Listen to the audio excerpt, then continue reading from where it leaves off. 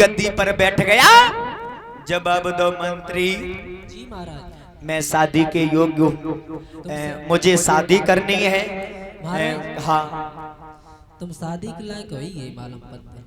तो बेटा वैसा करो, मेरी शादी करवाओ। कहीं बिटिया तुमने देखी? बेटियां? हाँ। हम अपनी पत्रिका में देखें तब तुम्हें बताएं बेटियां तुम्हारे। देखो अब तो तेरे जो समय खुशी को है, क्योंकि हम राजा बने है।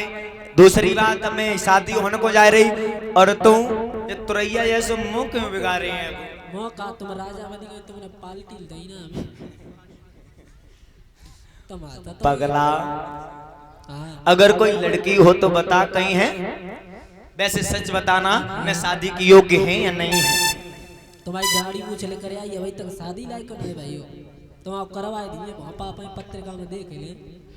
हाँ हमारा बेटी क्यों देखी है? देखी ना है, हमारी पत्रिका बता रही कचू। और क्या बता रही है? लड़की एक नहीं है हमारा, दो है। एक से एक मुद्रा हमारे पास में भेजवा रहे ये छोटे से जरा से बालक, ये रियांश यादव, आरोही यादव। मैं तो बंसी वाले कन्हैया से कामना करेंगे, हे कन्हैया इन बच्चों के जीवन में खुशहालियां प्रदान करता रहे, कभी भी दुखों का सामना न करना पड़े। बोलिए उषरा वाली मैया की। बेटा कहीं लड़कियां देखी हैं? महाराज एक नहीं है, दो हैं। दो हैं? हाँ। अबे तू ये जब बता रहे हो तो बिटियां कहूँ है नहीं, और अब तू बात एक नहीं तो है, मतलब तेरे का है? जो मेरी पत्रिका ये बता रही है, मगध के राजा जो जरासंध नहीं है, हाँ उनकी लड़की है अस्थि और प्राप्ति दो। दो हैं? अब वो थी कैसी बिटियां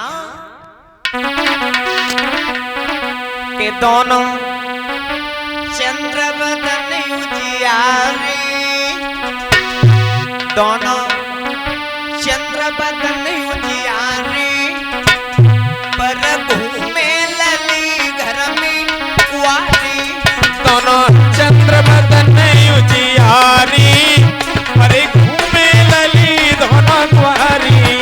दोनों चंद्र बदन उजियारी, अरे घूमे बिटरिया कुआरी।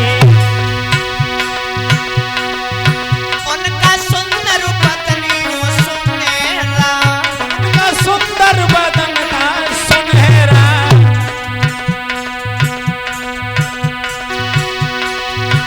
उनका सुंदर पत्नी सुनेरा, उनका सुंदर बदन था सुनहरा। चमके चंद्रमा सा चेहरा,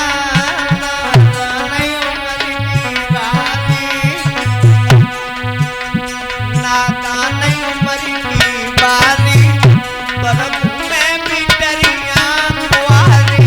नाता नहीं उमर की पारी, परी घूमे लली दो कुआरी।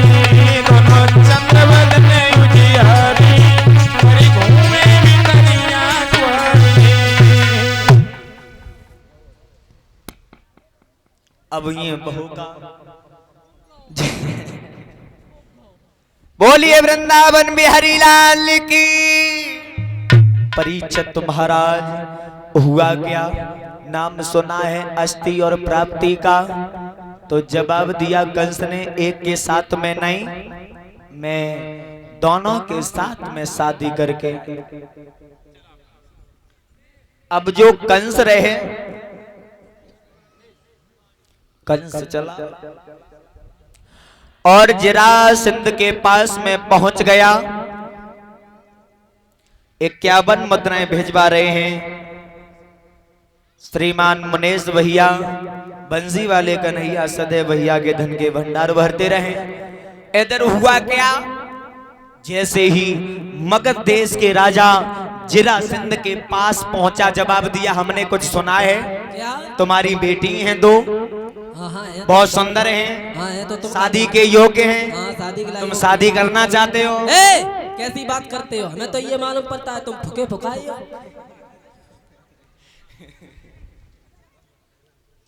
इधर देखो क्या काम है तुम्हारा।